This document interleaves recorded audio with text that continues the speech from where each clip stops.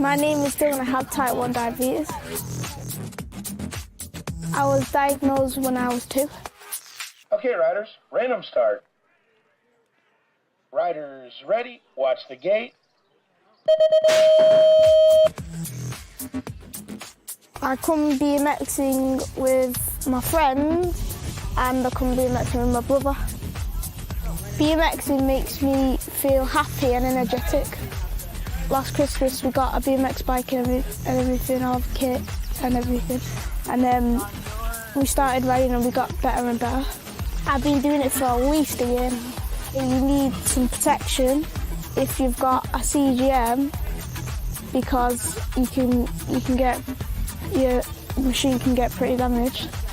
I do a test, I calibrate my pump, then I have whatever sugar I need to get through the track.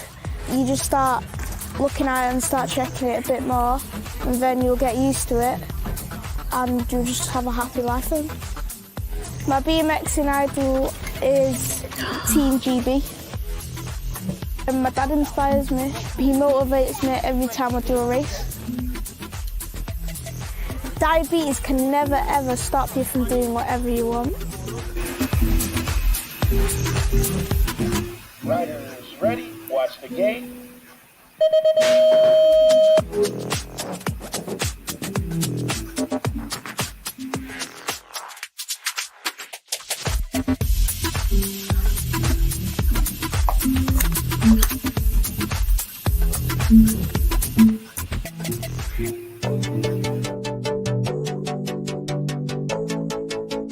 My name's Isaac. I have type 1 diabetes and I play rugby. Diagnosed when I was 11. I got into rugby because one of my friends introduced me to it and I was good when we started, so I enjoyed it, and so I made the switch from football to rugby. The position I play is back row primarily, but I can also play in the 13s or any middle. Keeps me healthy. I don't think diabetes has affected me. I like to think that I'm doing everything I would have done anyway. It wasn't too much of a shock, my diagnosis, because I think my mum always suspected one of us would have it because her brother has it. Before I got diagnosed, we were at my little sister's birthday party, and after having a lot of the buffet, my mum got another diabetic that was there to check me, and my blood was quite high, so I got taken to the hospital. Yeah, the type of kit I use is I've got my CGM here, I've got the pump that I wear, and I've got a blood monitor in my bag as well. I was only on injections for about a year. It means I have to think about it a lot less. Quite a hassle always setting up a needle, so I just change my cannula once every 3 days, and then I just type numbers in to send me insulin. I play for Bradford Bulls and I've been playing there since I was 14. Before a match I would usually try to have a big dinner before I go to bed, and that'll give me the energy. So I wake up, I have some eggs for breakfast, and then I'll check my blood to try and make sure it's okay. And I try to do that before I set off on the car journey, so I have time to correct if it's high. I like to be around 8 before a game, just so my blood doesn't drop low during the game. I'll check again beforehand, and then at half time I have my physio come on with my bag, and then I'll check, and then I have a chance to correct before I go on for the second half. I don't have my pump on during the match, but I still have the cannula and the CGM on, so they can fall off and I'll just replace them. After the match I'll put my pump back on and try and make sure my blood's okay, but I'll be aching a lot, so I might just drop straight to sleep after the match. My cannulas fall off a lot in the matches, but I don't mind because I change them every 3 days anyway. Yeah, I enjoy being part of a team. I get to play with lads I've grew up with, and I know if anyone makes a mistake, I've got their back and they've got mine. If you're someone that's nervous about trying sport, I'd just try it. It's all a learning curve. You learn what's best for your body, you learn what blood is optimal to train or play at beforehand, and you get used to it. My top tip is checking your blood regularly. I feel like if you know what your blood is, you can't be going too wrong because you know what to do from there. I'd encourage to try continue anything you love doing. Don't let it stop you doing anything. You know your body best, so just work out what level your blood needs to be before you do the exercise, and you should be alright.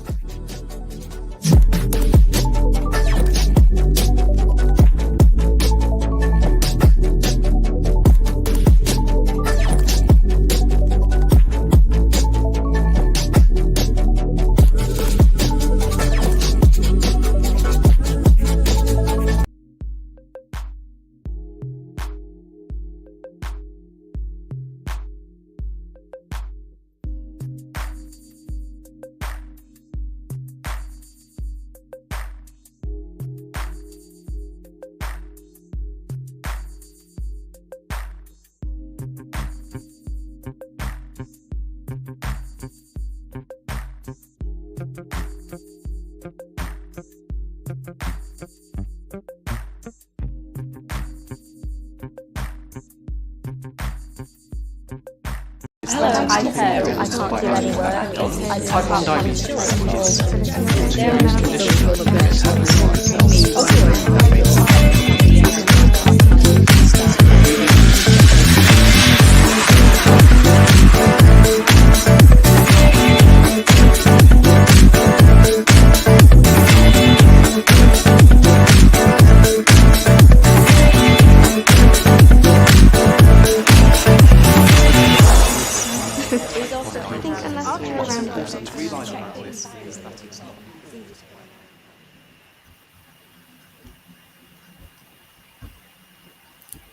Hello and welcome welcome to DigiTalks. Thank you so much for joining us this evening. We've got a fun-packed evening full of lots of great guests, so I hope you enjoy everything.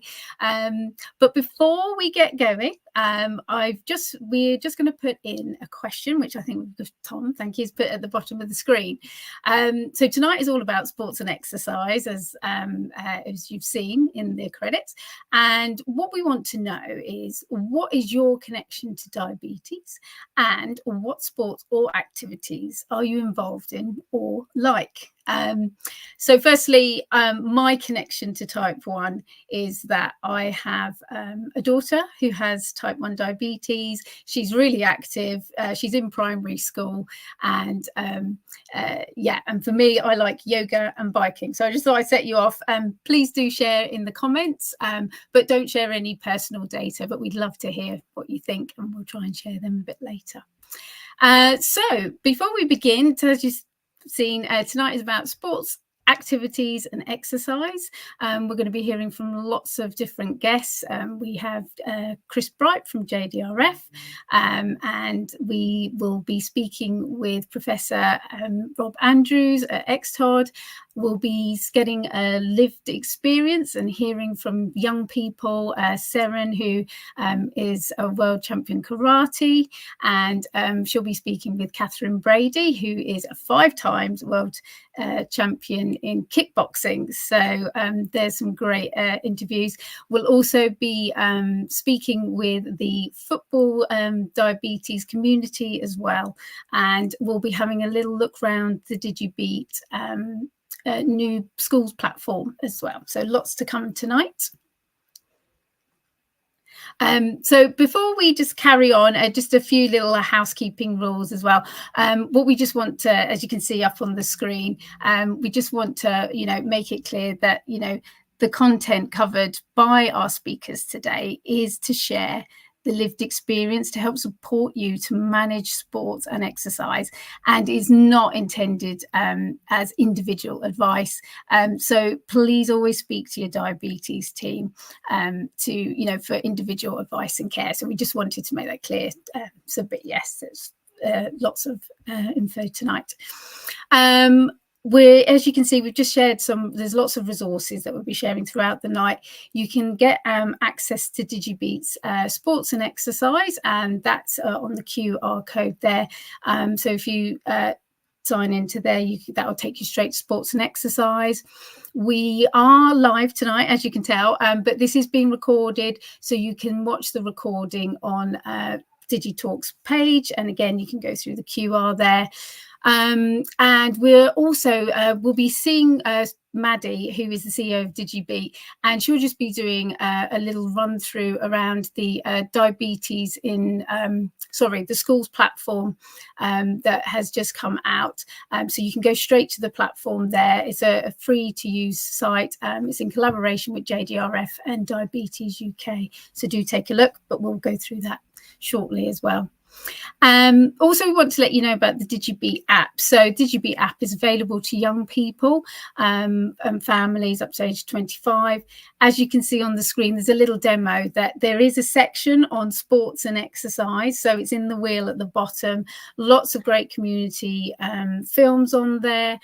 Lots of information to support you and your family with type 1 diabetes. So do get a clinic code from your team, and you can find it. That's where you'd find it on the app. The next one, we also have over 300 plus resources, lots of information from newly diagnosed to understanding diabetes, text and much more. But on the website, again, you'll see here, there's a whole great section on sports and exercise, which is going to be getting updated. There's lots more to come. As you can see, it's on the front page. You can find it down at the bottom right. And this is just giving you a little demonstration about all the lots of different resources and films and information that you can find on the DigiBete site. And that's the main platform, digibete.org.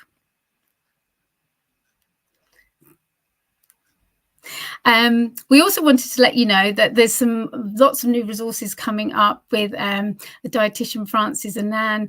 She's doing a great series. It's by popular demand by the community. We want to know lots more about the Duke of Edinburgh doing school trips, so look out for that. There's lots of stuff coming through. We know that that's important to a lot of people. So she's going to be giving some top tips on how to prep for things like that and activities. Also, we just like to share some of our partner resources. These QR codes, as you can see, you've got some wonderful resources from JDRF and Diabetes UK. They've got lots of information on sports and activities and exercise. So do take a look. There is so much support and information out there for you all. And tonight, with our wonderful speakers, we wanted to share the websites and links to XTOD and to the diabetes community, football community as well. So take a look, and we'll be sharing them again at the end of the night as well. How I'd like to get involved. So I know you'll be watching from different areas, from streaming, from the DigiBete website. Do get involved. Join us on the chat. You can do the live chat all through the different platforms. So yeah, do contact us, and the wonderful DigiBete team is there to help with anything as well. And then also just a little bit of housekeeping, just our DigiTalk values. We just, obviously we want you to have fun, but also just be mindful in the comments to, be careful, the language that you use, being respectful and kind. And we hope you really enjoy this evening. And then finally, if you'd like to find out more, we've got lots, as I said, on the DigiBete website and on our app. Speak to your diabetes team about getting a clinic code to the app. But you can email us at hello@digibete or at the app@digibete.org. And then I promise you there's not too many slides. That's it. So to start off our evening, we'd just like to share a lovely film from a leading dietitian from Oxford. Her name is Anne-Marie Frohoch. So I'll just let you watch that for a few moments to set the tone. Hello, I'm Anne-Marie Frohoch. I am a paediatric diabetes dietitian at Oxford Children's Hospital. All children and young people should be aiming to be physically active for about 60 minutes per day. And that's a moderate level activity, becoming a little bit out of breath. For those living with type 1 diabetes, physical activity can prove a little bit challenging with maintaining blood glucose levels. And so those living with the condition may need to make some adaptations to their usual insulin and carbohydrate management of their condition. Physical activity is really important, not only for our physical health, our heart health, our bone health, but also for our mental health, and can take many, many forms. So for children and young people, it may be participating in school PE, it may be their walk to school, it might be the daily mile, it may be participating in sports clubs, within school, outside of school, and all of which need to be thought about when it comes to type 1 diabetes.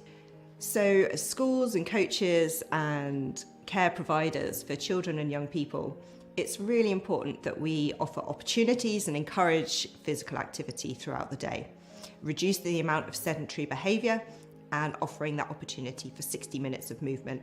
For those living with type 1, they shouldn't be excluded from this, but it may mean that as care providers, we do need to implement a few extra considerations and support them in managing their condition.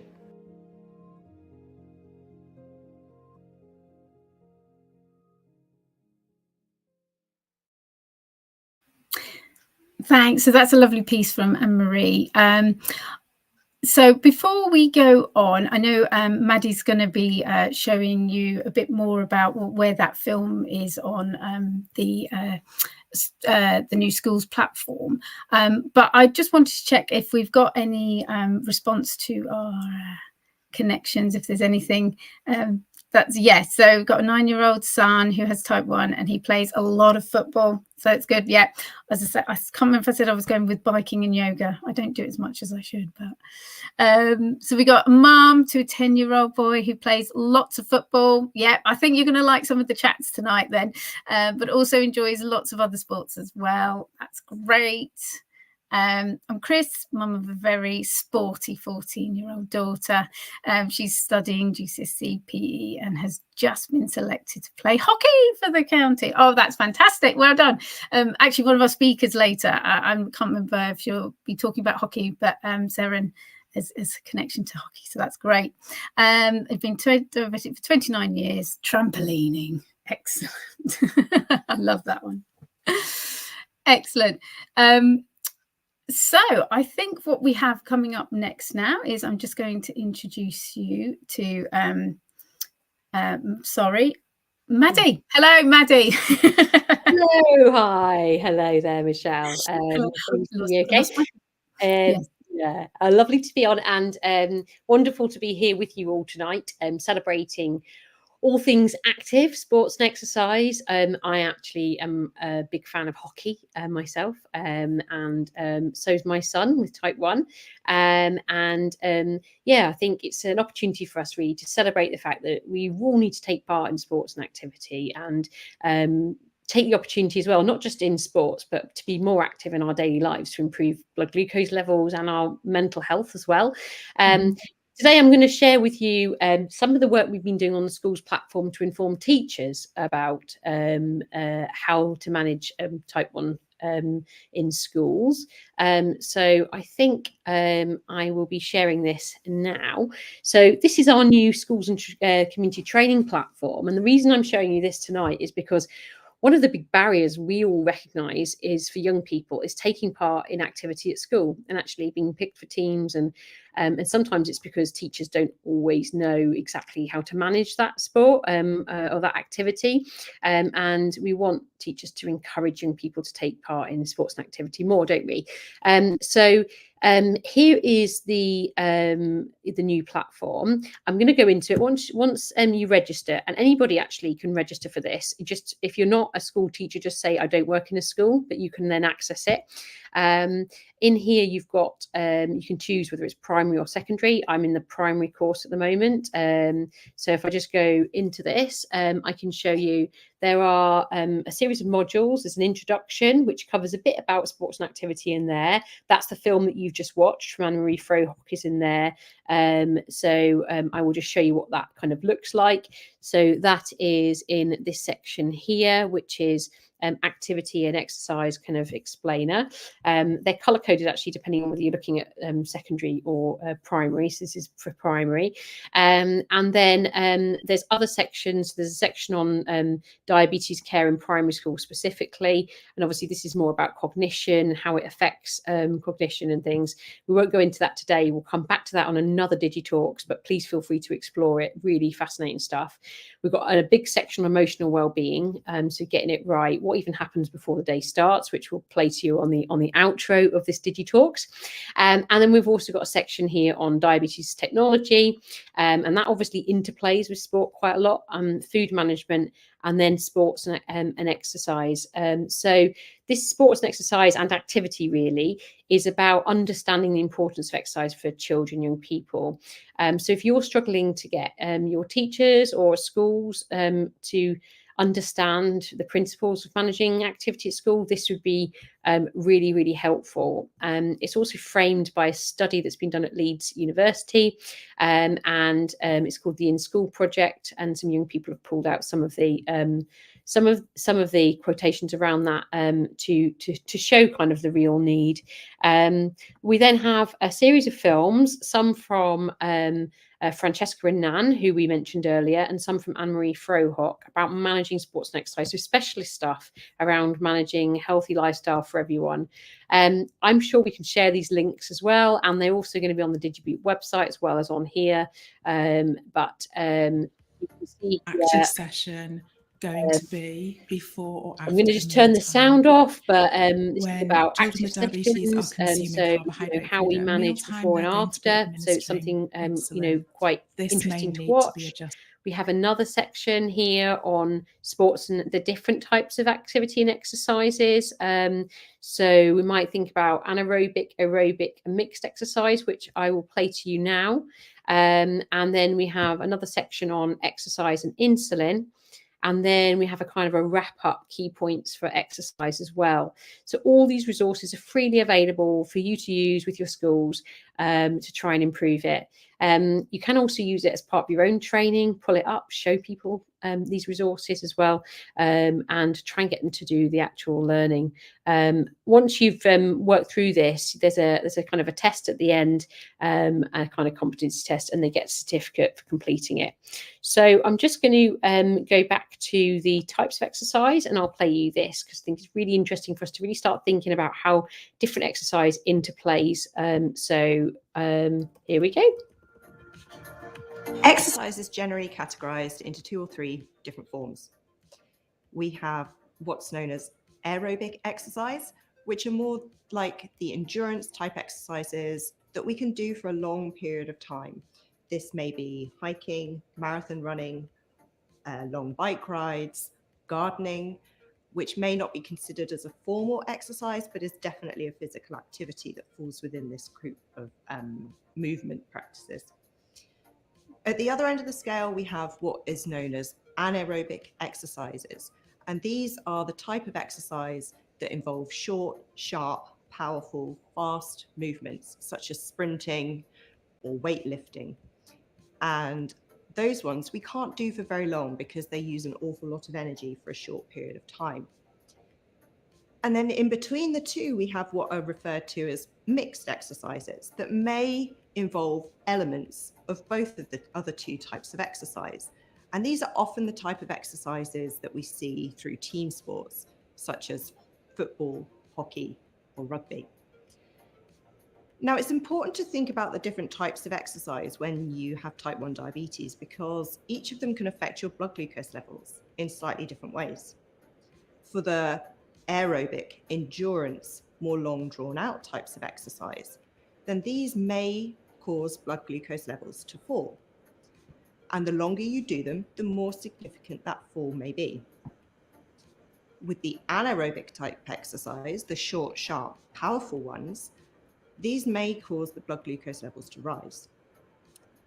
And the ones in between that contain an element of both of those types of exercise may or may not have an impact on blood glucose levels, depending on the amount of contribution of the other types of exercise to that sport or activity that's being done.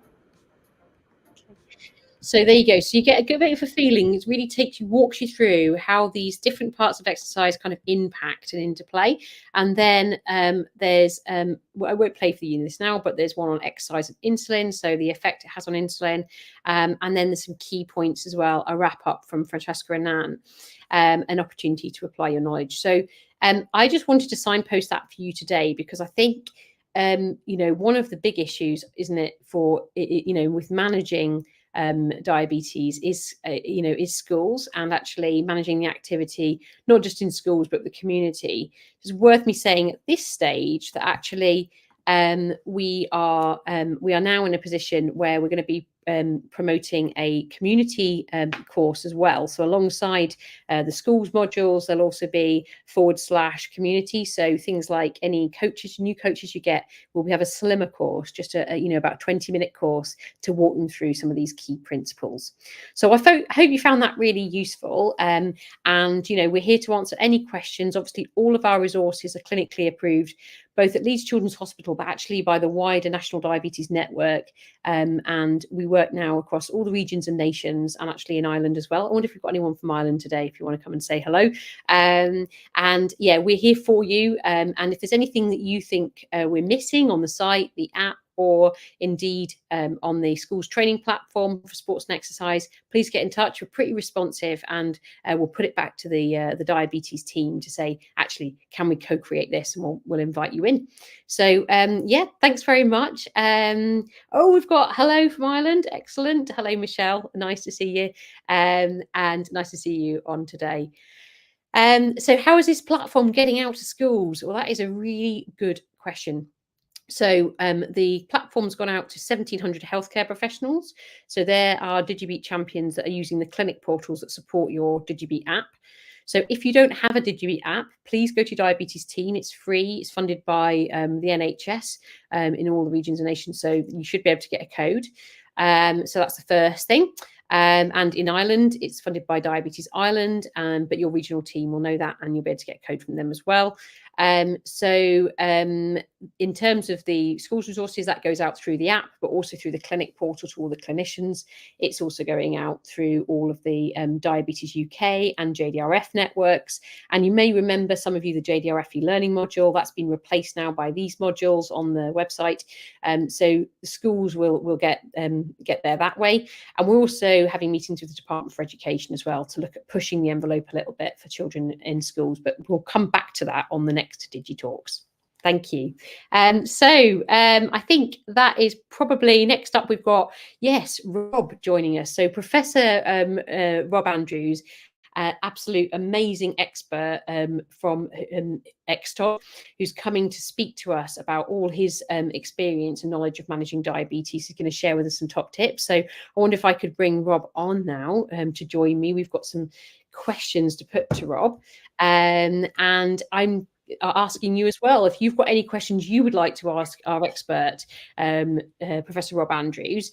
He's here for us for about 20 minutes or 15-20 minutes. He'll be answering stuff on the chat as well. He's written the consensus guidelines on exercise. He is our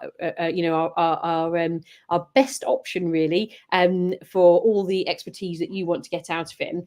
We've got some questions for him tonight that we're going to put to Rob, but you may have some too. So without further ado, I'm going to pass you over to Rob to introduce yourself and tell you a little bit about you and your experience, and then we're going to pop into some questions, and then we'll hear from some of the other questions on the platform afterwards. So over to you, Rob. Yeah, so thanks very much. I hope you can hear me. It's been really interesting so far, so thanks for that. So I'm Rob Andrews. I'm a diabetes doctor from the Southwest. So I do my diabetes in a little town called Taunton, which is about 40 miles from Exeter. And then I do research into type 1 and exercise at the University of Exeter. In Taunton, I run a specialist exercise clinic for people with type 1 diabetes. And I guess that's been going 24 years. So I have a lot of elite athletes that I take care of, about 110 at the moment. So I, as well as helping people not doing elite sport, I do the elite people. And then we have a kind of team of about 20 of us that kind of look at how to improve education around type 1 diabetes, but also how to run studies to understand more about giving good advice for exercise and type 1 diabetes. And as mentioned, I'm a founder of something called XTOG, which stands for Exercise for Type 1 Diabetes, which is a group of healthcare workers, of which we've heard from 2 tonight, which is really nice. So Anne-Marie and things that try and just increase the knowledge around exercise and type 1 diabetes. Brilliant. Thanks so much, Rob. It's really, really grateful that you've joined us tonight to answer the questions. I just wonder whether we could start with, how do you feel, young people can prepare for exercise? And also, what do you think some of the barriers are? And could you share any sort of benefits for them if they do manage to take part in exercise? What difference does it make? Yeah, so I'll probably take the barriers first. So the number one barrier that comes across if you talk to people across all age ranges is the worry about low glucose with exercise. I might have frozen, but I'll keep talking because I think you can still hear me.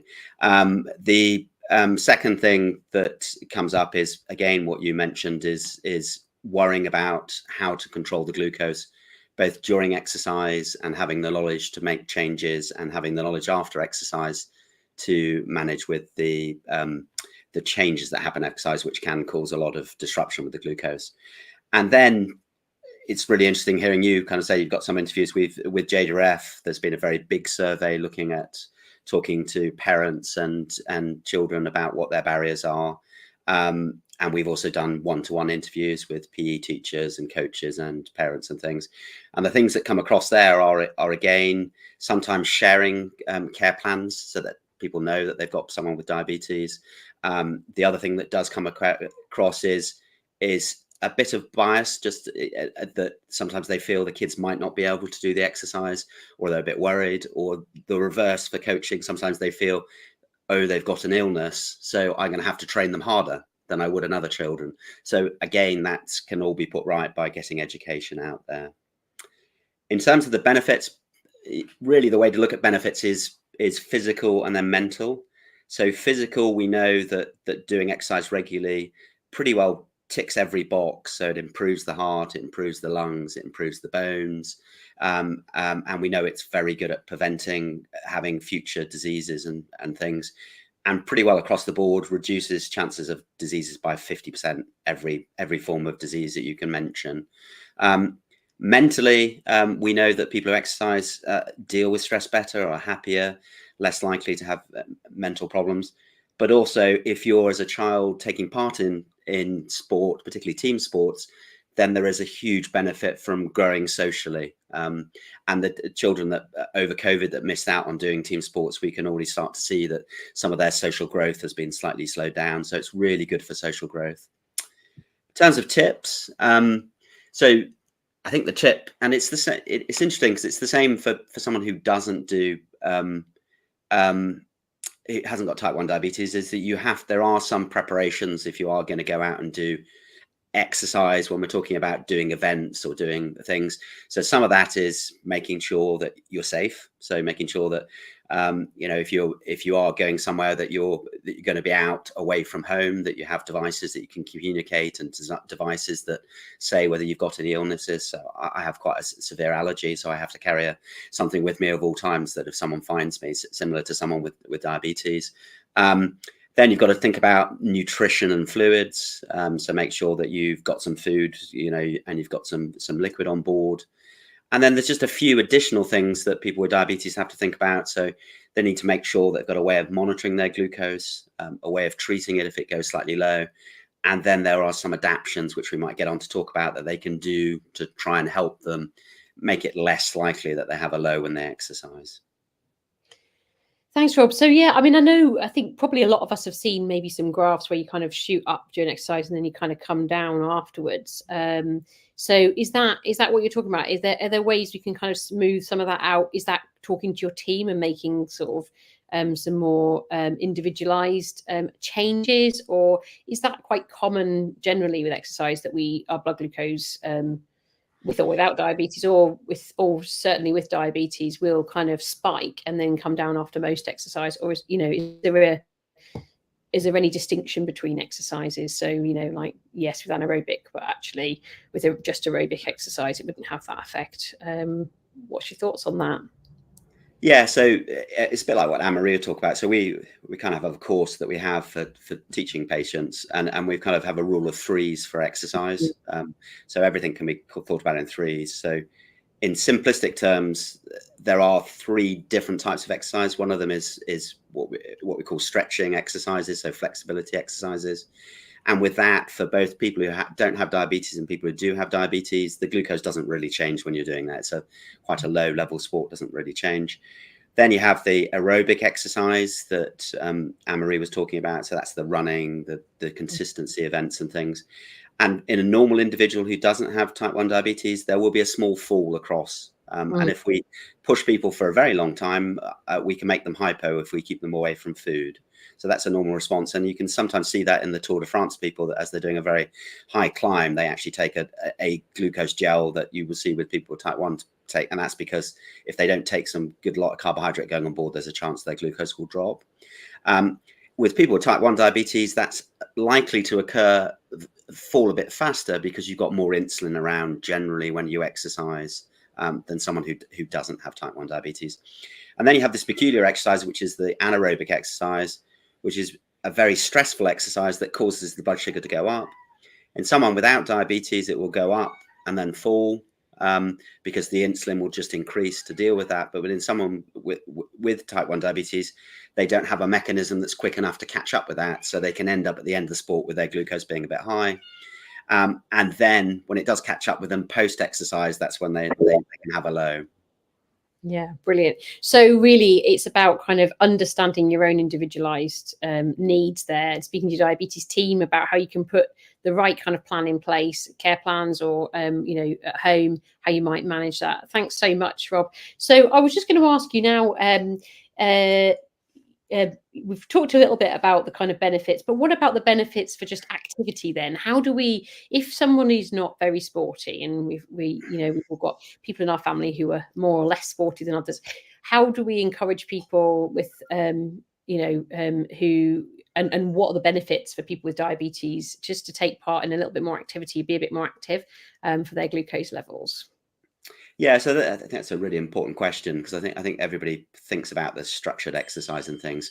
So one, it's worth saying that 60 minutes a day can be split into very small parts. So even 5 minutes. So if you did 12 5-minute little episodes of exercise, that's just as good as doing a 60-minute exercise. What we're doing now is really bad for us. So sitting down isn't something that's good for us. So there is evidence that just getting up every 4 or 5 times every hour, even when you're having to sit because you're working and things, will have an impact on actual glucose. And if you did that for the 8 hours of the day, that's as good as doing 60 minutes of exercise in terms of helping with the glucose control and helping with the blood pressure control. So little things can build up over time and things. The other thing we try and just think about is a lot of people don't like doing correction insulins or correction things, or worry about doing that. So you can just use the exercise to help with your glucose if the glucose is a bit high. So if it's a bit higher after a meal and you haven't quite got the thing right, rather than going for an additional correction, you could encourage just to do 10-15 minutes. And what we know is if you've got insulin on board and you do 10-15 minutes of exercise, you'll pull it down by 3 to 4 millimoles.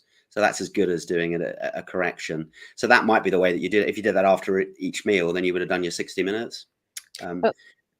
That's interesting you should say that. I've got a family actually that we've interviewed, and the mum actually with her two young kids, she does kind of happy time after dinner, so she gets them having a little dance, and it just sort of helps smooth some things out, and she just manages some of it that way. It's it's all individualized, isn't it? But there's definitely some ideas around that, and actually, I mean, the other thing is, a lot of us kind of drop our kids off at school. Is there options for that little bit more of a walk as well sometimes, and just building in that activity helps us all, doesn't it? Not just our young people with diabetes, but actually all of us. Okay, great. So in terms of preparing, then we need to think about kind of hydration, and during we need to be monitoring, and then after we need to be watching, I suppose, and reacting, don't we? And kind of making sure that we've hopefully prevented too much of a fall because we've been monitoring during exercise. Is there a kind of any ideal, like, if you're playing a football match, is there any ideal number of checks you think you should do, or is it just kind of again quite individualized to how you're feeling? I know a lot of people have it on their watches now and things like that, but yeah, I mean, we're quite lucky now. So I think we forget how lucky we are in the UK that almost everybody with type 1 diabetes has a device that gives them a real-time glucose and things. But before we had the real-time glucose things, what you want to know before you exercise is what the glucose is and what the direction of travel is. So if it's 5.6 and falling, that's different from being 5.6 and going up. So in the old days, what you used to have to do was do at least 10-15 minutes apart before you exercise, so you could get the direction of travel. But with these devices now, you can actually get what the glucose is, and you can also, my cat's decided that I'm interesting now, having never seen me all day, is that you can then see that. So with that device, actually just checking it before is fine, as long as you remember to look at the arrows. So the arrows are telling you what's been happening and what the direction of travel is. So just at the start's fine. And then if you can, sort of checking about every 20 minutes is fine. Making sure that you don't overdo it, because you want to enjoy the exercise. If you fiddle a bit too much and keep adjusting dependent on that thing, which isn't quite as accurate with exercise, you can give yourself more of a rocky road than just saying, I'm just going to dip in every 20 minutes, check I'm okay, or do I need to take something, and then I'm going to enjoy myself for 20 minutes and then come back to it. Thanks, Rob. So the last question I have for you is, you know, what do you think's changed now we've got hybrid closed loops? That's a bit of a kind of million dollar question. Is it the golden ticket? Is there anything that we need to consider? Especially, you know, there'll be quite a lot of parents on the call as well that will kind of be thinking, oh, I've got this new bit of kit. Maybe, you know, so what's your advice in terms of exercise and hybrid closed loop for those lucky enough to already be kind of using that? So I think hybrid closed loops are, you know, are a game changer for overall control in the day, and particularly overnight. So I think what we know is overnight is the amount of insulin you require overnight can vary by 150% from night to night, and there's no way that you could ever get that right with just giving an injection or with setting a pump at a certain amount. Whereas overnight you can have whatever insulin you need through the closed loop. And I think the amazing thing that people say is, I consistently wake up with a very good blood sugar in the morning, and that really makes a change to life that you start off with that. So it's very good at tidying up night, and it's very good at tidying up other things. It still struggles with exercise, and the main thing is you have to tell it a long time before exercise that you're going to exercise if you want it to have full things. And because it still always gives a bit of insulin, if your glucose rises slightly up and we don't really want insulin around, that can cause problems in itself. So it can be a bit of a problem, and each of the devices are different. So I would say if you are going to move over to a closed loop, have a really long discussion with your team about how you do exercise. So in simple terms, there are three types of exercise that people do. One is there's weekend warriors. That's families that can only get to exercise at the weekend, and then they do a lot of exercise at the weekend. And then there are people who are dedicated exerciser, but really, really enjoy one sport and decide they're going to do that at a very high level. So they pick golf or they pick swimming, and all they do is do that, and they go swimming 5 times a week. And then there's the people I think probably enjoy life a bit more, are the people who do a variety of sports across the week. And each of those needs a slightly different closed loop. So if you're a weekend warrior and you have a closed loop that has artificial intelligence that is calculating how much insulin you need and then adjusts, if you haven't needed very much for 5 days, you need quite a lot for 5 days, and then suddenly you become a weekend warrior, you need very little, it can't really adapt to that. But it's really good if you're someone who's doing something regularly. Whereas if you're going to be someone who's doing just a set sport, that's really good for that. But if you're doing lots of variety of sports, then you're going to want a program that you can make a lot of changes, because you've got a lot of sports that you've got to make changes for. So that's the first thing, is to have that conversation. And then you need to talk to your team about, and they'll be able to tell you, but the two most important things that predict whether the glucose is going to go down are how much insulin you have on board, how much insulin is around when you start to exercise, and what's happening to the direction of travel. If the direction of travel is going down, then it's going to keep going down with the exercise. So it's a question of how soon you need to make the changes for the particular sport you're doing in terms of your insulin, how much you need to change that in terms of it. So when do you switch on your ease off or your exercise target? And if you have an ability on your closed loop to change the target, what's the target you should go for? And your team will be able to give you what will suit you for the type of exercise you're doing. That's brilliant. You know, it is definitely good to hear that, because, you know, sometimes you feel a bit of a failure when you first get on a hybrid closed loop and you think, what am I doing wrong? Why is it not just solving all the problems? And actually, the thing is, you know, it's learning, isn't it, as well? And for a lot of young kids, every day is different, as you've shown, really. And the other thing I think is probably worth acknowledging is, for little kids, things like spontaneous exercise is really challenging anyway. So, you know, the suddenly running off to play in the playground, or soft play. For those of you who've lived through the soft play years with type 1, I feel your pain. So I'm just going to quickly read some questions from the audience. So very quickly, can you have too much exercise? From Kay. You could not generally, no. You can do, if you do too much exercise that you don't get enough calories for that, then you get into a situation where you become calorie deficient, and that causes a lot of problems. But no, not really. Okay. And then this absolutely, I think our son does this as well, struggles with pre-match excitement and stress. putting the levels up. So this is something, I mean, not just for sport, I suppose it always happens, but excitement. How do you manage that? So she currently Omnipod Libra 2. She uses exercise settings for about 90 minutes before and for a couple of hours afterwards. So I think that's really, great comment. I think if that's working for her, that's absolutely brilliant. But maybe that's something for others to know as well. That looking at that kind of what you've said before, Rob, which is predicting the exercise is great, isn't it? If you can do that with your tech. And last, yeah, I mean, just to say for stress and things, it's the stress is a bit of a worry from the child and a bit of excitement and things. So it is just those trying to make it less important and not showing how, particularly on the match days, how important it is. Then that gets the system out of it. When the children become a bit older, so when they're kind of getting to 12 and things, and you can do something called mindfulness, which is a very easy way of thinking through that you're going to do an exercise and what you would do if there were problems. And then for some reason, the fact that you've got a solution for all the problems, then you don't get stressed and the sugars don't go up. So that works very well. And that's what we do with a lot of our athletes who've got type 1 diabetes. That's really fascinating. We've got to go. So thank you so much. But I've got one last question for you. I wonder if you could answer it really quickly. Is there any, we could put them in the chat, but are there any inspirational young people that you can think of in sports that you could tell us about, that maybe some of our audience might like to check out?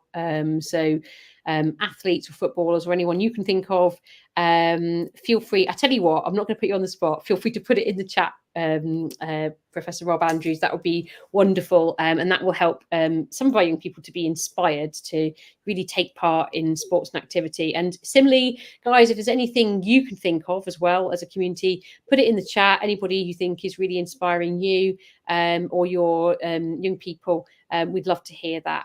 So a big thank you, Rob, for coming on tonight and sharing your expertise. We really appreciate it. And I think you'll probably put some comments in the chat around kind of links to the guidance and things like that people can check out on XTOD. For now, I'll say big thank you. We've now going to hand over to Tom, who's got a very special interview.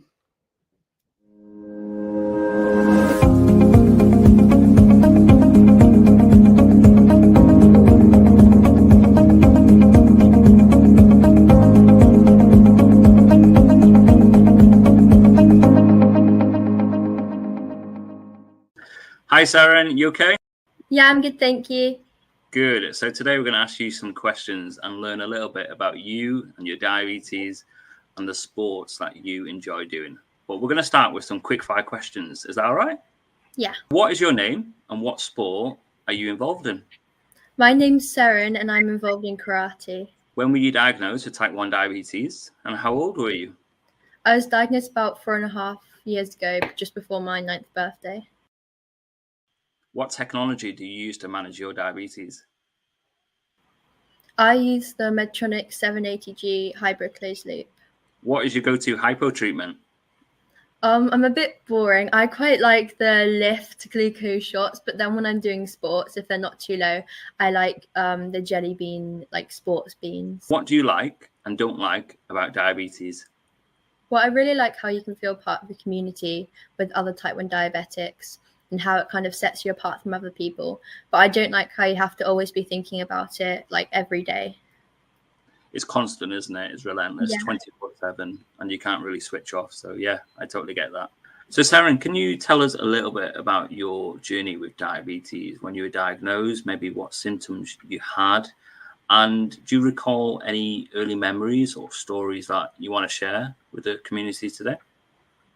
Yeah, so I remember when I got diagnosed, I'd been really like tired and lethargic in my karate session.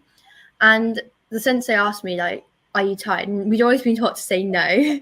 And so I just instinctively went no. And he was like, no, actually. And that's when I kind of realized something's actually wrong. And so I went home and I could barely walk home. I was so tired. I couldn't like quench my thirst. I was drinking so much water and I was always going to the toilet in the night. Yeah. And so I went to the doctors. They then got me to the hospital. And then we were just in one like of the rooms, and then the doctor came in, and then he was like, "Good news, she doesn't have it." And so everyone was so relieved. Oh, wow. But it turned out that he was referring to high ketones, and he didn't know that we didn't know I had diabetes. And so then he was like, "Oh, no, she has diabetes." And it was just the worst way of possibly finding out. And so about a week after I was released from hospital, I had to then go down to the Karate World Championships. And so I was doing finger pricks, and my fingers were so cold I couldn't get any blood out, and I'd have to put on the mitts, and then I'd be like having blood on my mitts from my fingers. But I ended up winning the World Championships. So there you go, isn't it? Like you just kept going, and in these challenging early days of being diagnosed with type 1 diabetes. So now we're going to talk to you, Sarah, about your sport, karate. So how long have you been doing karate, and what inspired you to start it? I've probably been doing it since I was about 3. I first was inspired to start it because my brother was doing it, and I was sitting just on a bench, and I don't remember this, but I've been told that I just was slowly like scooting myself, so I was in line with everyone doing it, and I just like stood up and started doing the moves, and then ever since then I've just been like enamored with it, and I've loved it. And do you progress through like belts and things like that? Is that right? Yeah. So what belt are you on now? I'm a black belt. Is that the top one? Yeah. Wow, incredible. And how long did it take you to achieve that? Oof. I mean, I think I got my black belt when I was 11. And if I started when I was 3, then like 9 years. Have you faced any challenges with doing karate in terms of like your diabetes, and how have you overcome these? Yeah, I mean, sometimes if my blood is just so low and I feel really lethargic, or when they're really high, I just don't feel like going, because you have to be so precise with your movements, and sometimes I just don't feel like that, and I just feel like being wobbly and slow. But I just try to think, not every session has to be your best one, and you just have to show up, and then you can just do it. So just try your best, really, isn't it? Yeah.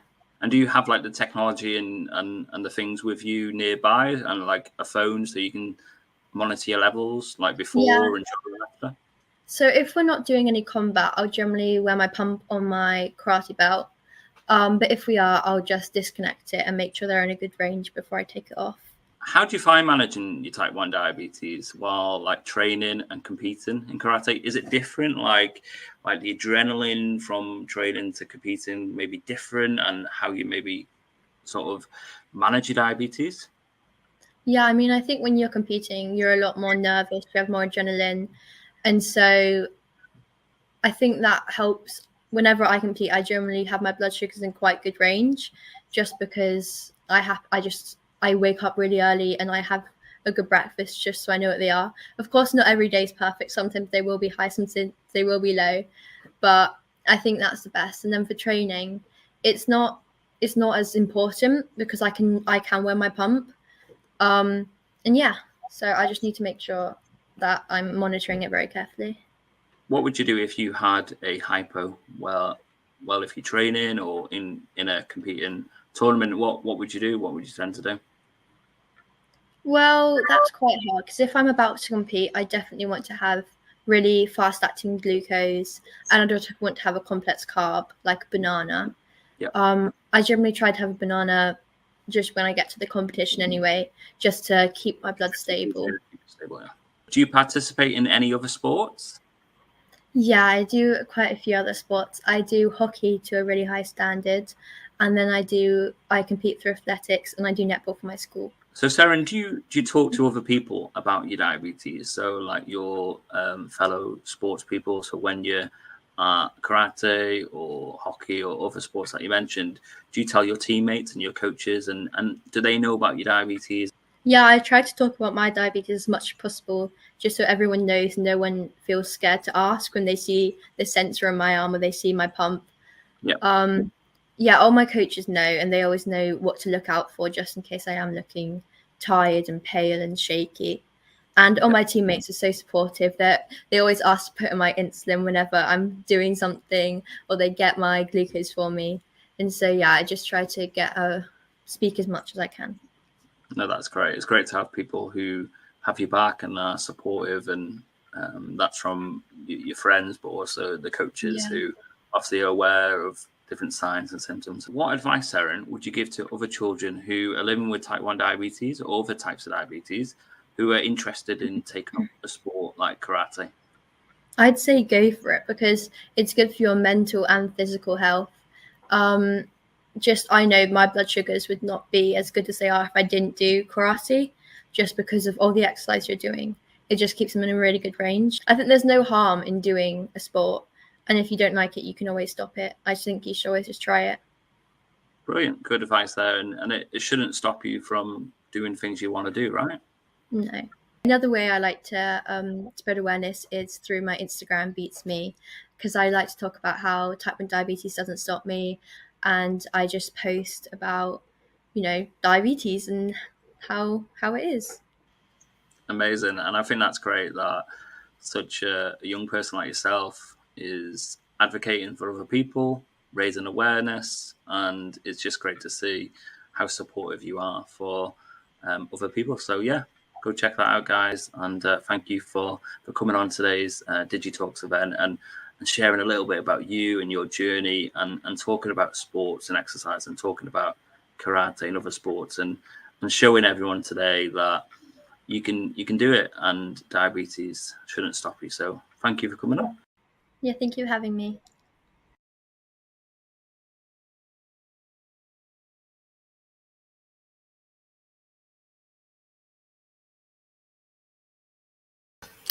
Thank you so much, Seren, and also thank you to Maddie and Rob. That was an amazing discussion, but it was lovely to hear you, Seren, as well, talking very openly about your diagnosis and how you manage things.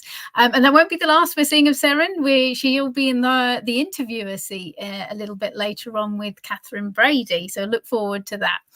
Next up, I think I'm going to introduce you to Tom, because he's going to lead us on to the next session. I'm just going to check the thing. So yes, thank you for all the blink questions. Yes, thank you. So we've got Tom. Hello. Hi, Michelle. What a fantastic evening we're having, right? Yeah, I loved it. And yeah, you do.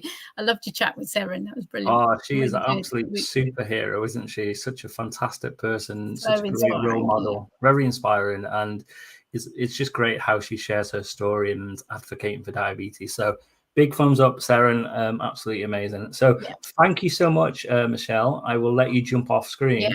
And now we're going to talk to the diabetes football community. And before we do that, what I want to do is I want to show you a little clip, a little promo video about the diabetes football community. So have a look and be totally inspired.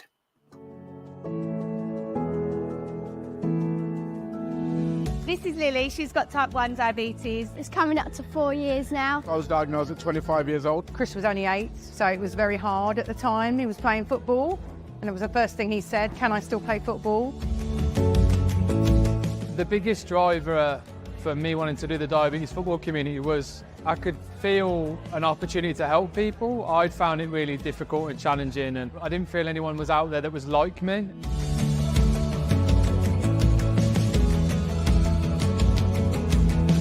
It was tough. We didn't have any peer support, really. There was no groups like this or anyone else we could connect with. The community is really important, so knowing that you can speak to people that have a shared experience, that you don't need to explain to them why your child is off the pitch, you don't need to explain to them why your child is injecting themselves or taking glucose tablets or whatever it might be, knowing that there's a trusted group of people all in the same situation that we can lean on. It's just been amazing. I do like having others that are there that know what I'm going through. It's a bit mind-blowing to see this many people all impacted by type 1 diabetes in some way, and that have travelled from miles and miles away. We never thought we'd get to this stage, that it would be this incredible. I think what we're doing here is allowing children to normalise what they live with, to feel like they're a champion of their condition rather than running away from it. I always think that we're hardwired to be negative as a society, so I try to be positive about as much as I can be. Okay, I didn't choose diabetes, but I can make it my superpower. That's not always easy, but growing up and going through school, that support network that I had, my family, my friends, that was something that was really important.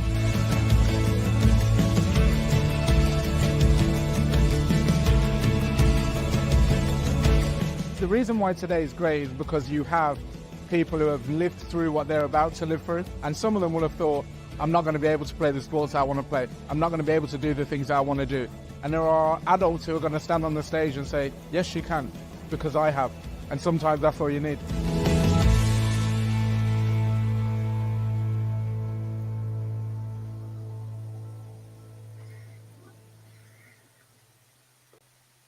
There we go. Fantastic to just learn a little bit about the diabetes football community. And we are joined live now by John Peach, the director of TDFC, also Luca and Sky, who are part of the TDFC community. Hi, guys. How's it going?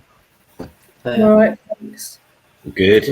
It's lovely to see you here tonight. So what we're going to do is, if anyone watching along, we've seen already quite a few people who do football, so hopefully they'll find this interesting. But if anyone has any questions, put them in the chat box and we'll get them over to the guys later on. So to start off, we'll start with Luca and then Sky, then John. Can you just quickly just tell everyone that is watching today your name, how old you are, how old you were when you were diagnosed with type 1 diabetes, and what tech you use briefly, and what position in football, the most important question, what position in football do you play?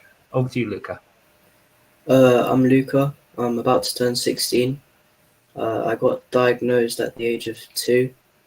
I use Omnipod and a Dexcom sensor, and I play left wing on football. Fantastic. So like the Louis Diaz of Liverpool, potentially. Yeah. Very speedy. Yeah, what about you? Fantastic. Thank you. I'm Sky. I'm 14. I was diagnosed when I was 10. I use the Omnipod Dash and the Dexcom G6, but we are now going through the stages of turning and getting the new Omnipod 5, and I am a goalkeeper. Fantastic. So it'd be interesting to see how you get on when you move over to the Omnipod 5. And I always say the goalkeeper is probably the most important position. I might be biased because I was a goalie back in my day, but yeah, definitely well done, Sky. Thank you. And John, we won't ask how old you are, my friend, but can you just tell us how long you've been living with diabetes and what tech you use and what position do you play, John? I appreciate that bit. It's I lost count a while ago. I was diagnosed at 5, so lived a long time with it. I've recently moved to the Dexcom and the Omnipod, so that the closed loop, which is taken a while to get used to, but it is a lot better for me. And I play centre back when there we go. Really sure need someone. Yeah. So all we need is a striker, and then we've got a 5-side team going here, guys. So here we go. Next question is, John, I'm going to come to you first. What is the diabetes football community? How did it start as a quick sort of for the community, and how did you get involved? And then we'll go to the guys. Yeah, so the diabetes football community was set up by Chris Bright, who I believe was on earlier, and you saw in the video.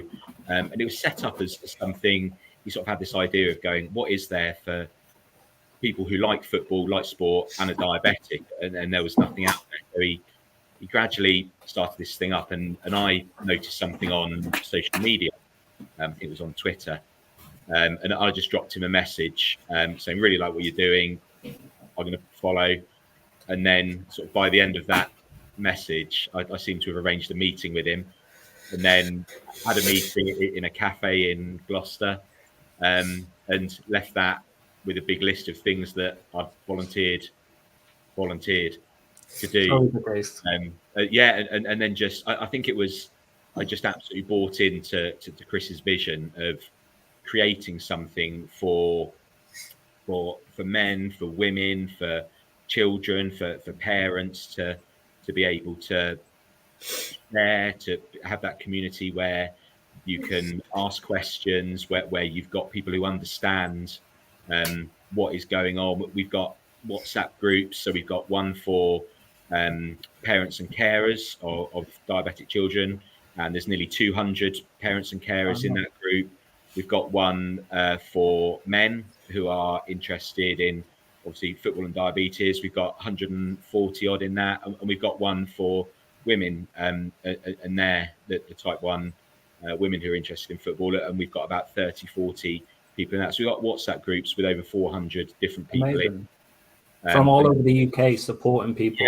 Yeah, and some of them are outside the UK, some are in Europe, who just want to be part of it, to be able to ask questions. And I think that the power of it is knowing that you're not alone. The ones on the parents and carers one the other day was talking about cereals that don't spike your blood sugars and sharing ideas. But there's ones where people are asking questions about what do you do about the sensor, what do you do about what's your sort of the pre-match meal for training, what's the best hypo treatments, just knowing that there's that help out there of people You're who not are alone. You know what I mean? You're not alone in trying to manage type 1 diabetes. What I'll do is bring the guys in as well. How did you get part of this fantastic community, Sky? And also you recently were part of the Diabetes Football Community Festival, weren't you? Yeah, I got involved by actually through Instagram and social media. I saw other young people post about how they went to these diabetes football events and things like that, and I knew that was something I wanted to be involved in. And yeah, like you said, I recently went to the Diabetes Football Festival in Worcester, and it was brilliant. It was lovely. What was it? What can you tell us a little bit about it?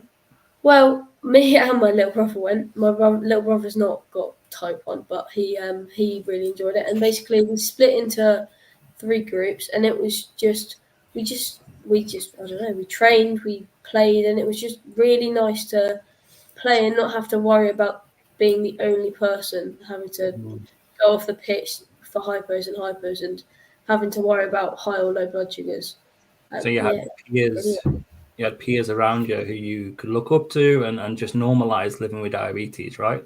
Fantastic. Luca, I'm going to come to you with the next question, actually, to start us off, is what is your sort of training / match day routine like for you in terms of managing your type 1 diabetes, Luca?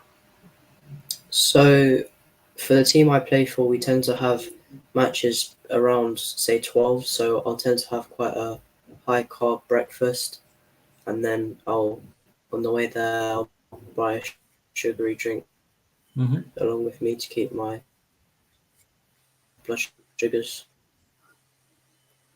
high, so I don't go low when I'm playing. And I want to be brilliant. I think we lost you a little bit there, but yeah, I think that's important, isn't it? Always having a hypo treatment with you in case you do go low. What about you, Sky? What sort of routines do you have to help you with your type 1 management?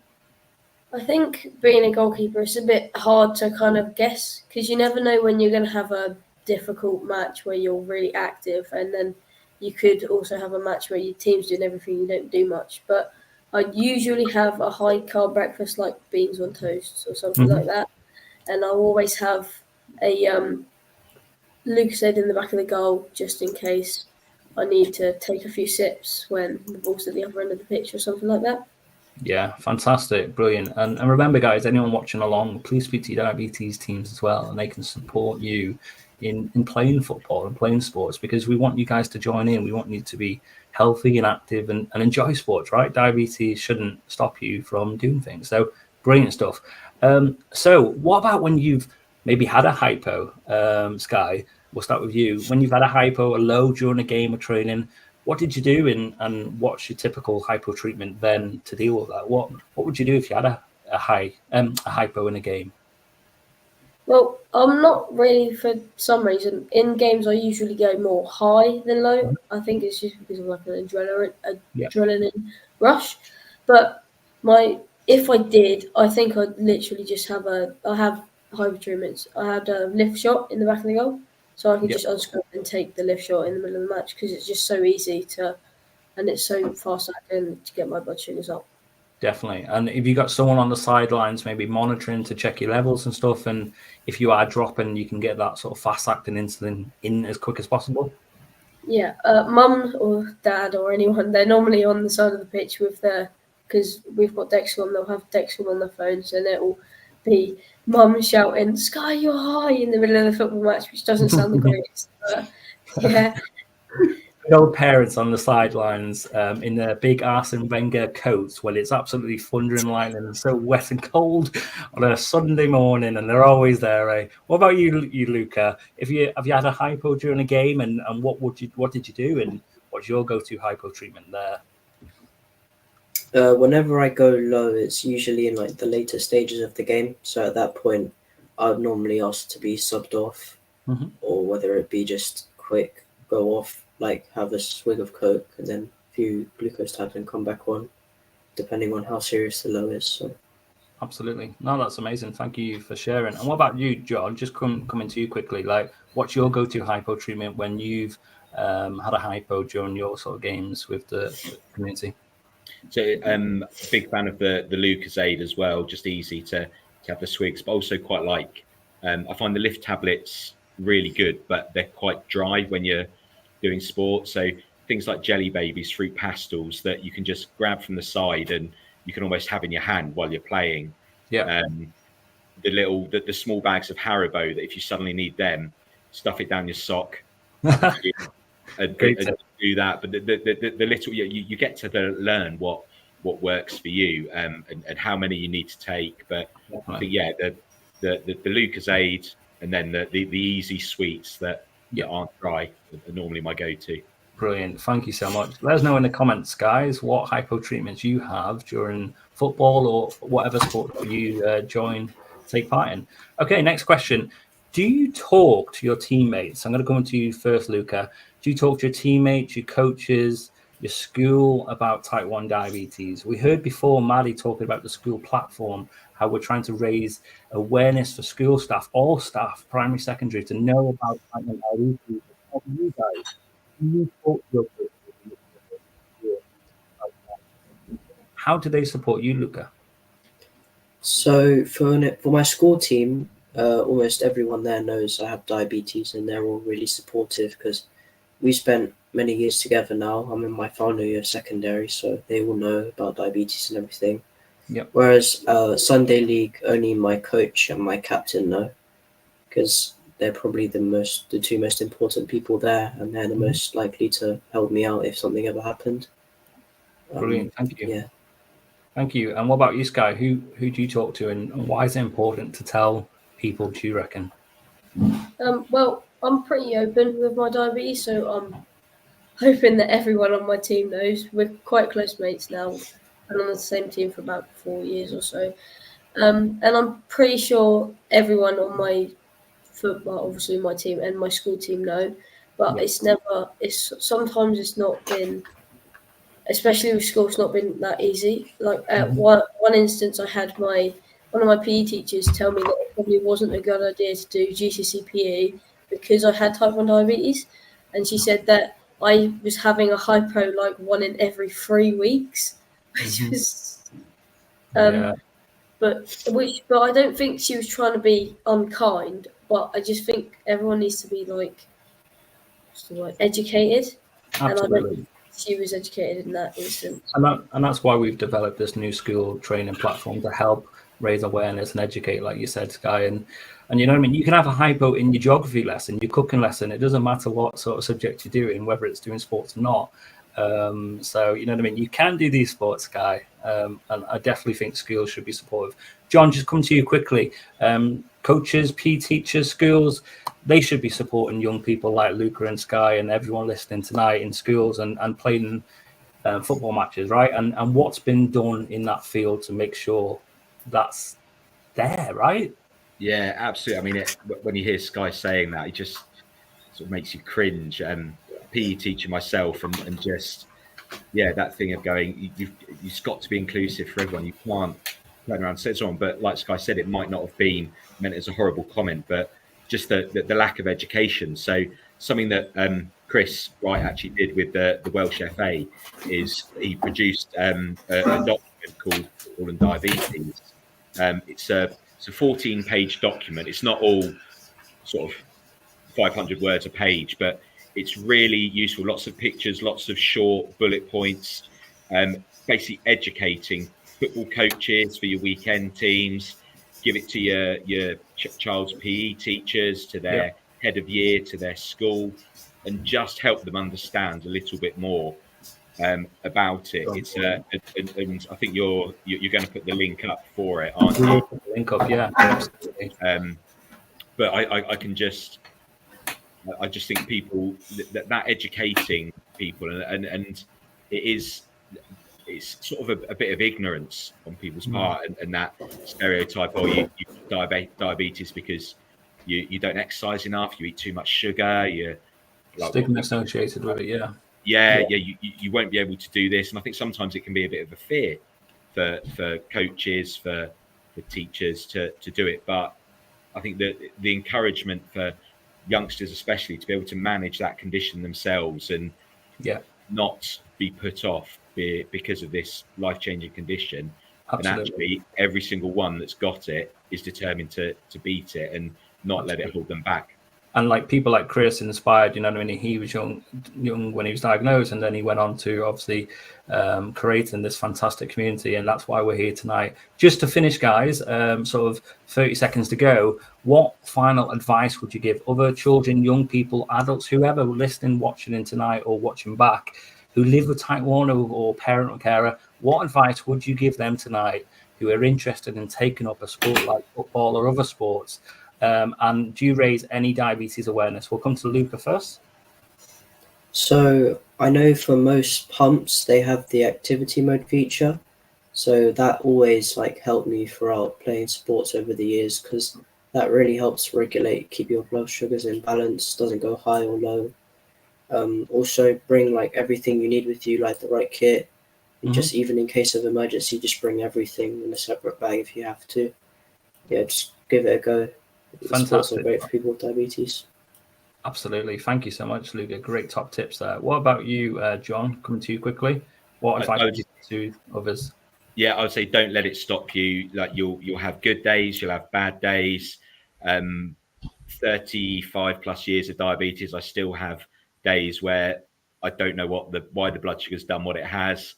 And if people want to be part of the community that we were saying about, if they go to the diabetesfootballcommunity.com. It's got links to all our social media platforms, email, get in touch with us. We can add you to any of the WhatsApp groups you want to be part of. It doesn't have to be football specific. No.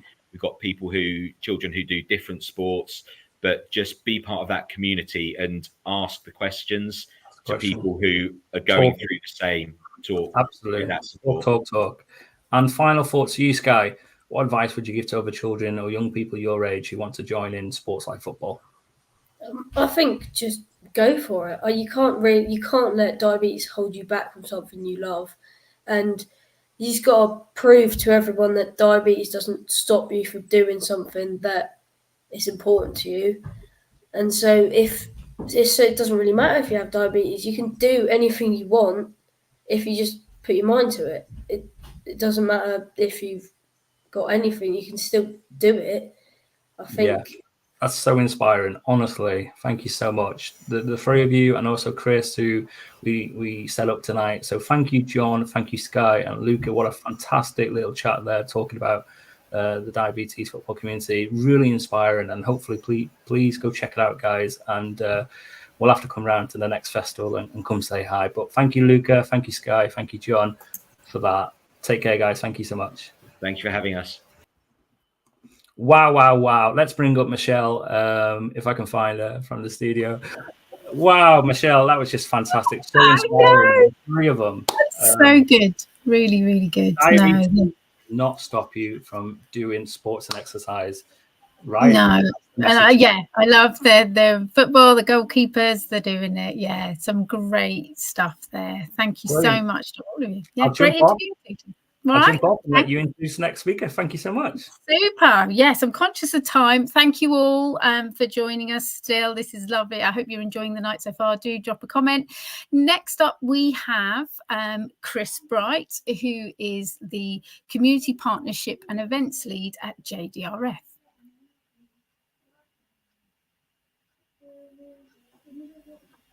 Hello, everyone, and thank you to DigiBete for having me along to this session.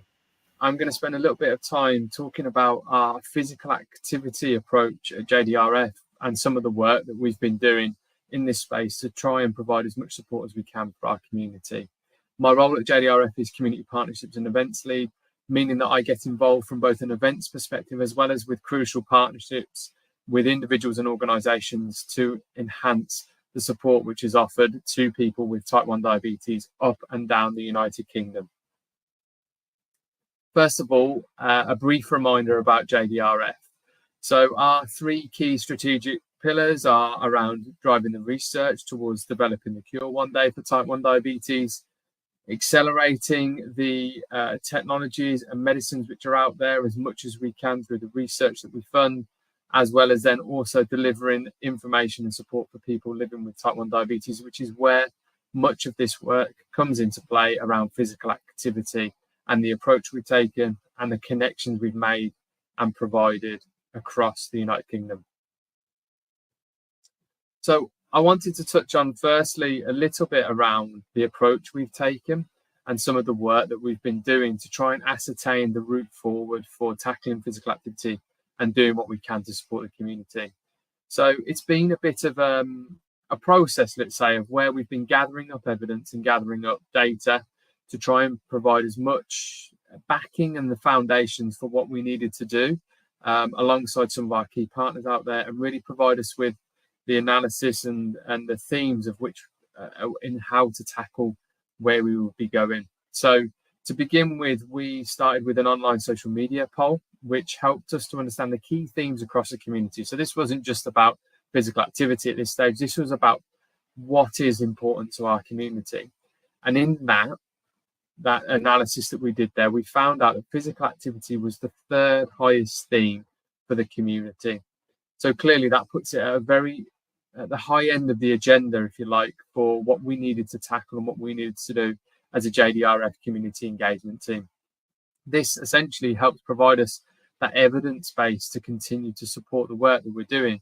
The only themes which beat physical activity on that analysis, you could probably guess. They were diabetes technology and they were about mental health. So as you can see, with 2 themes like that being the only ones which superseded physical activity in that survey, it really did tell us that we needed to do some work, and we continue to need to do work around this theme to do as much as we can to support our community and develop what support is out there. So if you wanted to read a little bit about that approach and some of the stuff that we have done, and to read more in depth around that analysis and how the evidence has flowed through to the foundations of what we've been doing, you can find that on the website. If you look up this post on our website, you'll be able to find where I've written a piece about the process that we've taken, where we are now, or at the time of writing where we were, and what we hope to be doing and delivering in the future, which I'm going to touch on as well now, but you will be able to refer back to it. So then we talk a little bit about the research that is then developed from that evidence base. So we considered physical activity was really high on the agenda. We have then also gone into doing a survey which is focused on physical activity to the community. This is where we asked on social media and through other outlets if people could complete an online survey, which took around 10 to 11 minutes, to give us their views and their thoughts on where the challenges were about accessing physical activity and exercise. And in that, we learned a number of things about some of the themes which came out of it, which is obviously then when we go to tackle them. I think one of the key things which came out of it was around stigma. And I think it was around 50% of those people that completed the survey told us that they'd been told that they were lazy, that people with diabetes were lazy or inactive, just as a common view that was out there, that they'd been told that. One of the other big stats which came out of it was that 6% of those that completed the survey felt that PE teachers, coaches and facilitators were knowledgeable about the condition when it came to physical activity and exercise. What that does really is tell us a lot about education and some of the challenges which exist for integration and inclusion for people with the condition. That's some of those barriers there are education of those delivering sport and exercise. If you haven't got the confidence in those that are delivering sport and exercise, or you fear and see stigma which surround you, you are going to find it difficult and challenging to integrate into those particular settings.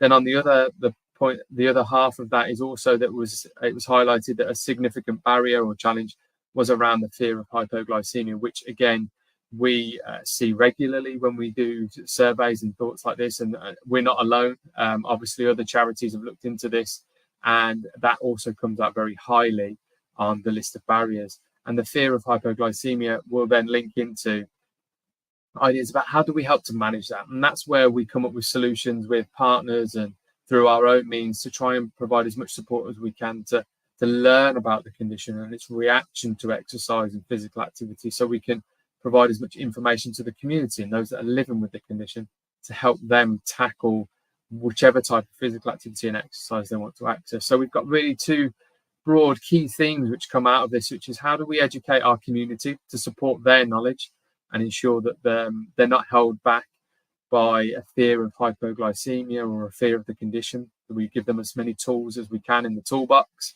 but also how do we then challenge what's out there socially in our in the places where we take part in physical activity and exercise, and in the minds of those which facilitate or support us in our physical activity and exercise. How do we support them? How do we get more education into the mainstream so that there is no barrier in the settings that we go out and take part in sport and exercise and physical activity? So in doing that second part, especially, we have really worked hard to develop some working with partnerships around the education which is provided to national governing bodies, to sports, to coaches, to PE teachers. And you can see hopefully here with a number of the logos which are on screen, some of those organisations. So we've developed the Football and Diabetes Guideline for Coaches, which was collaborated on with JDRF, the Diabetes Football Community, Diabetes UK, and most importantly, the Football Association of Wales, who signed off those guidelines and now provide them on their website to any coaches or facilitators of football in the country that want to learn more about diabetes. So that was a really important step, which was made around a year ago or just over, and for us, such an important development. We're collaborating with XTOD. We have brought them into a number of our sessions. We work with them on their sessions as well. And essentially, we're looking to develop as much as we can the knowledge base for those that are living with the condition. So we've worked hard with XTOD to try and collaborate to provide as much education as we can to the healthcare professionals, as well as those living with diabetes as well. So there's an array of work in that space. And then, as you can see, hopefully with the logos of Tennis Wales and Surrey Football Association and AFPE, or the Association for Physical Education, there's a number of articles we've done, there's a number of webinars, there's also a diabetes fact sheet which was delivered by the Lawn Tennis Association, again collaborated on with Diabetes UK, essentially trying to do as much as we can to educate both the community and, importantly, those that deliver sport and exercise too. As you can see here, some of those are highlighted with the Diabetes Awareness in Football webinar, the Coaches Guideline, and the Lawn Tennis Association. We really think that these guidelines provide the foundations for further development. We want to see these guidelines then spread into other national governing bodies and other providers of physical activity and exercise, whether that's a sports facility provider, whether that's a set of gyms or leisure centres, or whether that's another sport. We think that we've got some information now which we're happy with, we've collaborated on, we've got the right information within there, which can really help with coaches' knowledge and ultimately providing the inclusion that people with type 1 diabetes need when they go out into the community to take part. JDRF ourselves, we have a number of resources which we've worked a lot on to develop and support people with. So we've got everything from our website, which has got exercise pages to provide crucial insight, a little bit of tips and information and hints on there as well as virtual webinars and events which exist on our YouTube page, which go into depth with different speakers from different parts of the community, whether that's healthcare professionals providing the crucial science and the way that our bodies respond with type 1 diabetes to exercise and physical activity, or crucially from lived experience from different sports or physical activities that people do. What are the practical solutions that people with the condition are putting into their routines to tackle what we are seeing in sport and exercise? And also we've provided sports days in the past as well, which are a really crucial part of bringing people together to learn from each other and learn from healthcare professionals as well, all under the guise of physical activity and exercise, and ensuring we provide as much support as we can around this theme. And that really extends into our community events. We not only do we have that sports day element, but at every community event we go to, whether that's in person or online, we do as much as we can try to reference physical activity, because we know it's a really important aspect of what our community finds challenging, but also really wants to get as much information and support around as they can.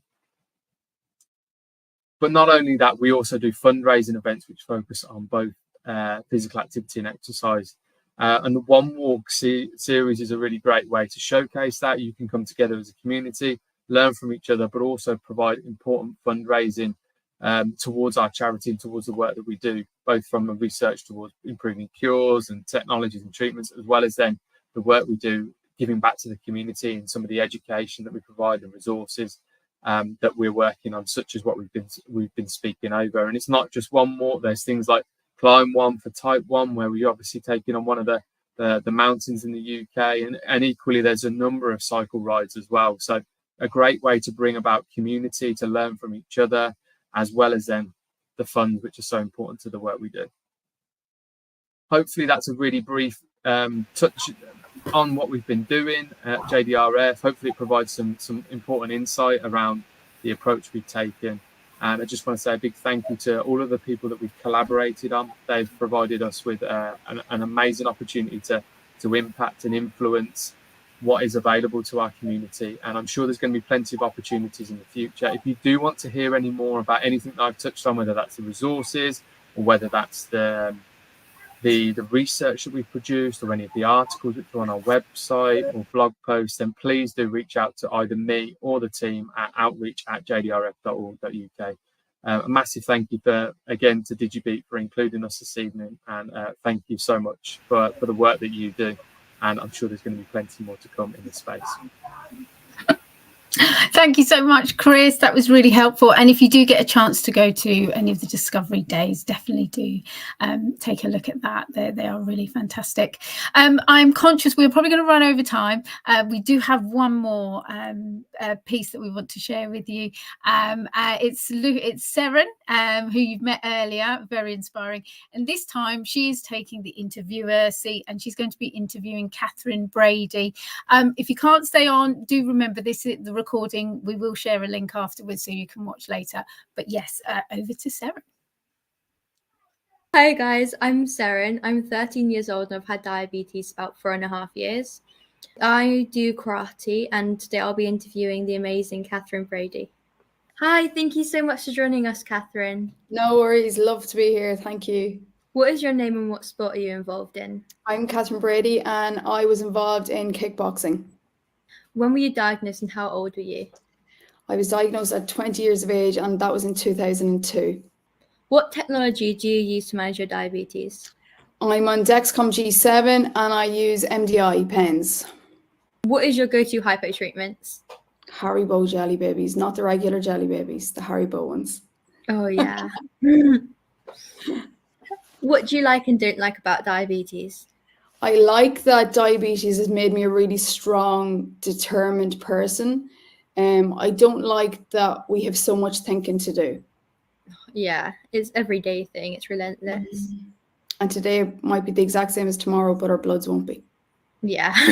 Can you share a little about your kickboxing career and your diabetes diagnosis? Yeah, so I was diagnosed in 2002. I was 18. I just won a world championship the previous year, so was at the top of my career as such. I went to world championships about 3 months before I was diagnosed and got beaten into a silver medal position. We wondered why, because not that I wouldn't get beaten, but it was probably expected that I would win.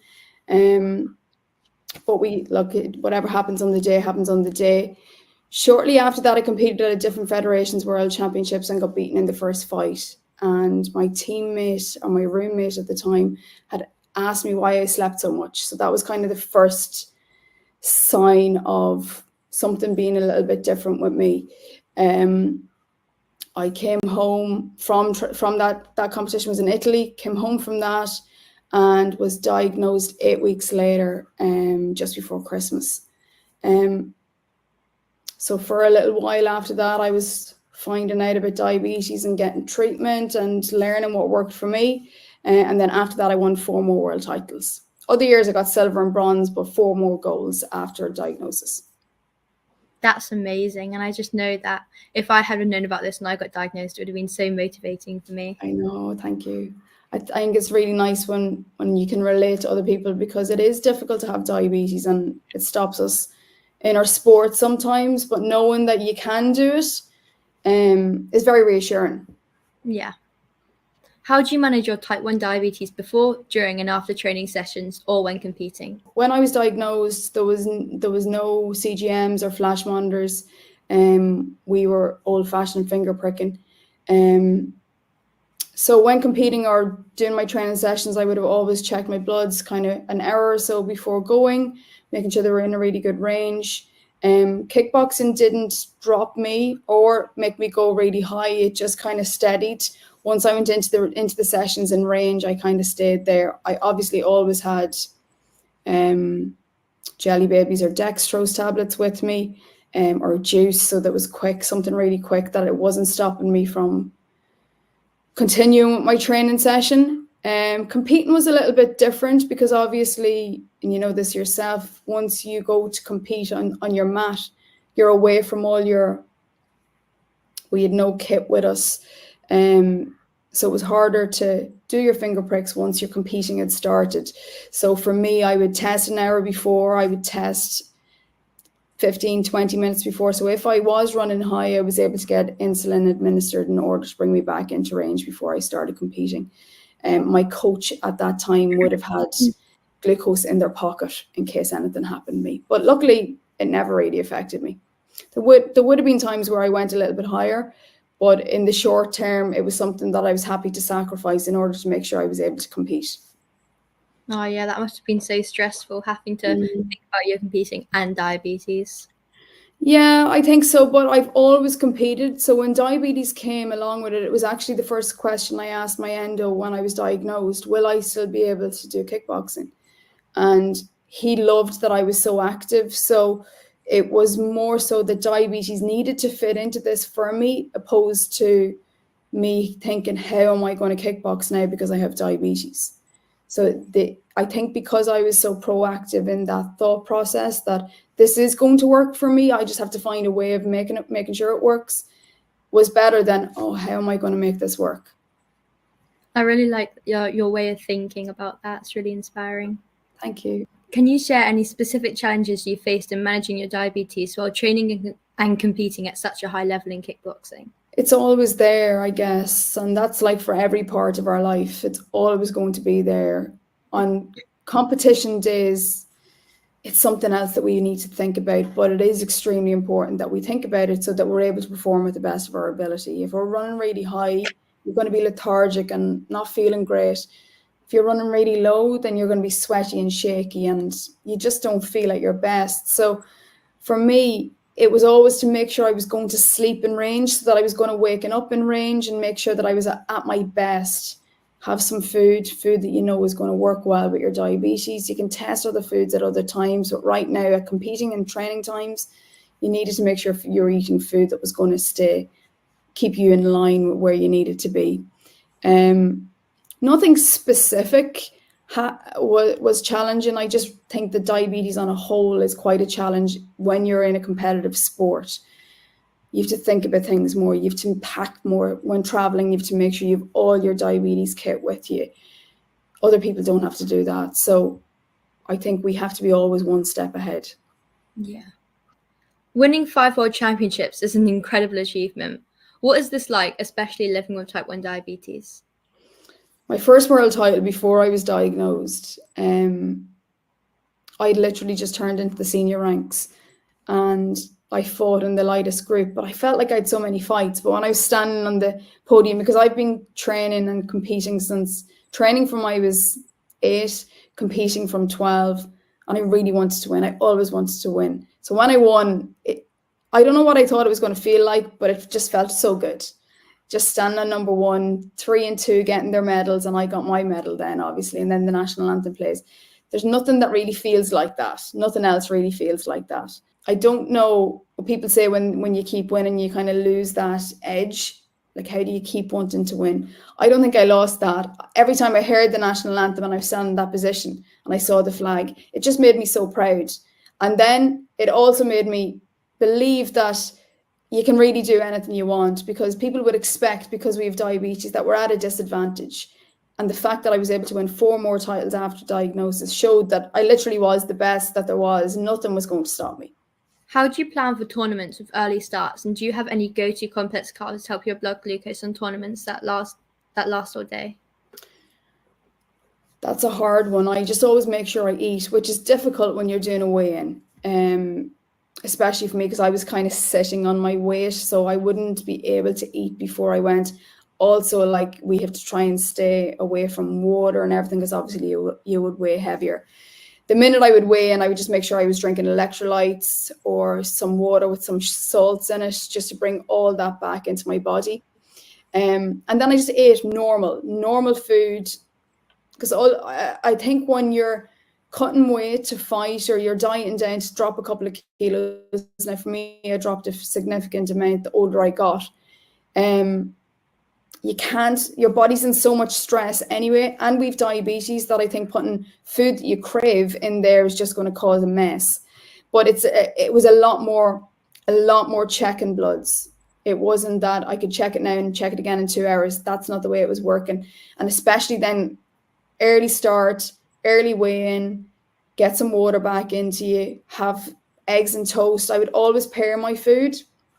My go-to complex carbs would be just what you'd normally eat. I don't have things where that's the only kind of food I eat today. I obviously wouldn't be eating really, really refined carbohydrates or really sugary things, but just my normal, steady food, and pair it with a protein and a fat to keep me as steady as possible throughout the day.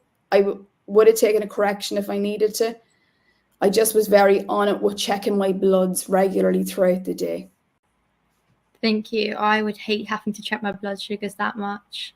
I can't imagine. Yeah, with the finger pricking, yeah, it was a lot. And now it's so easy, we just check our phones. But I didn't know any different, because that's the only way we could check. Yeah. When I wasn't competing, especially when I was really young and I was kind of my rebellious stage against diabetes and having it, I wouldn't have checked as much. But definitely around competing, or those weeks leading into big competitions, I was very on it. And then on the off season, not so much the off season, but a couple of days afterwards, I would make sure I was in range, but I didn't need to check it every 30 minutes, every 60 minutes, whatever that was. Yeah. What advice would you give to other young athletes, people with diabetes, who aspire to enjoy, participate, and excel in a sport like kickboxing? I don't think it matters what sport it is. I think we, as type 1, are so resilient at this point, because we've so much to deal with anyway. To be involved in sport at a high level is definitely something we can do. There's systems that we need in order to make sure our diabetes is managed properly. We have family around us and coaching team and coaching staff around us that can help us with things. I think we definitely need to use them, and I say that in the nicest way possible, and use it in a way that they're there to help us and take the help. Sometimes I feel as diabetes, we try to take everything on ourselves. But we don't need to. We can excel in any sport. We can do anything we want to do in the world once we manage our bloods and we take some help from our family, our friends, our coaches. Wherever we need it, we may not need it, but wherever we need it, and then we can do whatever we want. Yeah, thank you. Thank you so much for joining us. I found this really inspirational. I know anyone watching would agree with me. Thank you, Sarah. And we can literally do anything, as you know. Like, you have a world title and you're type 1, similar to me, and now we just reach for the stars.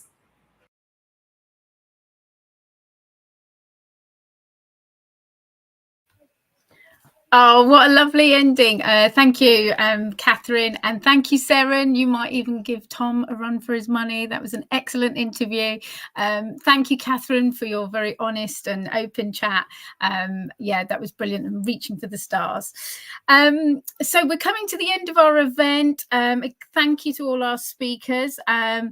We're going to put up a little QR code there. We'd love to hear how you found the event and, you know, what you found helpful.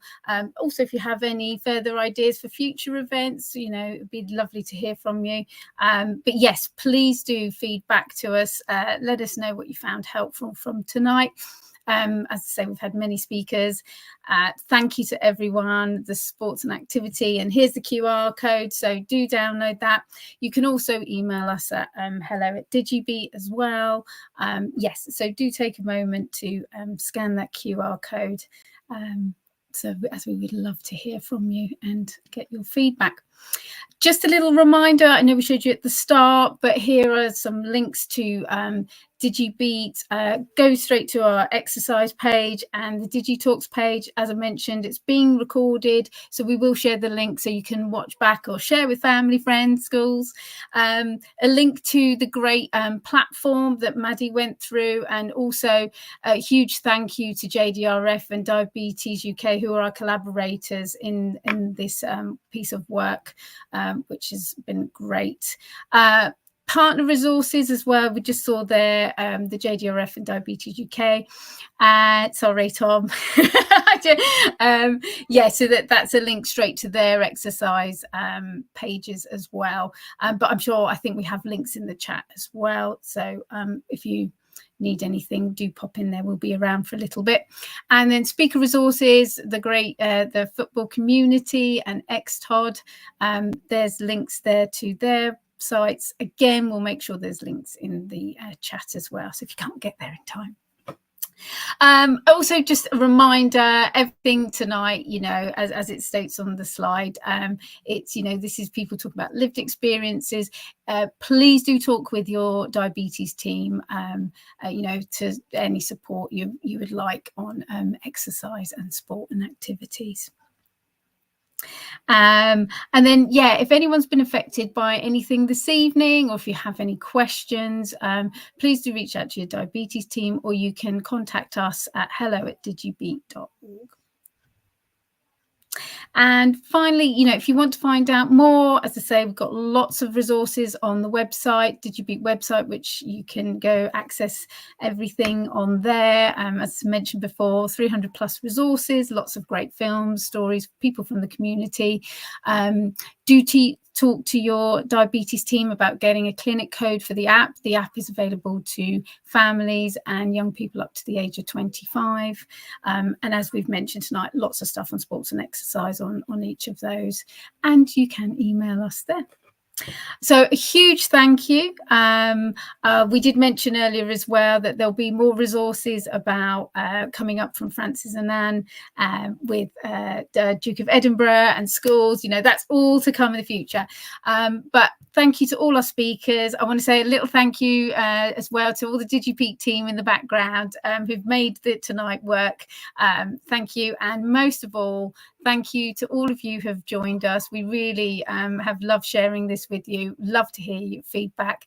And now we're just going to end with a very special film that I absolutely adore, that we put together. It's done so well on social media, and it's just a little taster of our next DigiTalks, which will be talking about the great new schools platform, which is free for everyone to access. Thank you and have a lovely evening.